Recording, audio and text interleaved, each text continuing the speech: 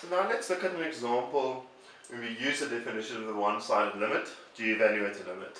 Right, so in this example, we look at the function f of x, which is x plus 1 if x is bigger than 2, and 0 if x is less than or equal to 2. And we look at the limit of f of x as x tends to 2 from the positive side. We want to prove that this limit equals 3. Okay. So, just as in the case for proper limits, right, we start off by trying to find an estimate for f of x minus L. In this case, L is 3. Right. Now, because we're looking at a limit from the right, so we're only going to look at values of x bigger than 2. So we can start off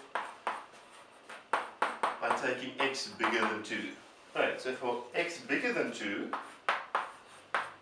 absolute value of f of x minus 3 is absolute value x plus 1 minus 3. So that's absolute value of x minus 2. Now we see we're looking at values of x bigger than 0. So this x minus 2 is positive. Right, so this absolute value is just x minus 2, right, because x is bigger than 2. And we'll call this equation A. Right, this equation is going to tell us how to pick our delta. Right. So, for epsilon bigger than 0, in this case, we're going to make delta equal epsilon. Right. So now what happens? Well, if x is between 2 and 2 plus delta, then, well, see now here we have an x minus 2. Right, so we want to estimate x minus 2. Well, this inequality can be written as 0 less than x minus 2 less than delta. Right. So according to A,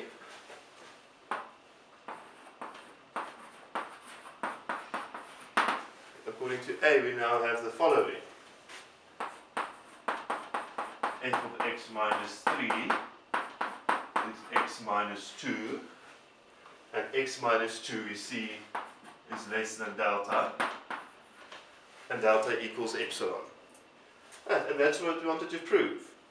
Right? For any epsilon bigger than 0, right, there's a delta, so that if x is between 2 and 2 plus delta, then absolute value f of x minus 3 is less than epsilon. Right? So this is true for all epsilon bigger than 0. By the definition of a one-sided limit, we see that the limit is x tends to 2 from the positive side of f of x is 3. Right. Now, the only place where a problem like this could get more difficult is if the function is more complex, in which case it would be more difficult to derive this kind of estimate. Right. But in principle, they all work the same. Right? Find the estimate, right? Then you basically replicate the definition. Right? So you take any epsilon bigger than 0, and then depending on what this estimate looks like, you see how you should pick your delta, and then you prove that if a less than x less than a plus delta, now this is for a limit from the positive side, then absolute value f of x minus L less than epsilon. Right. And that's all there is to it.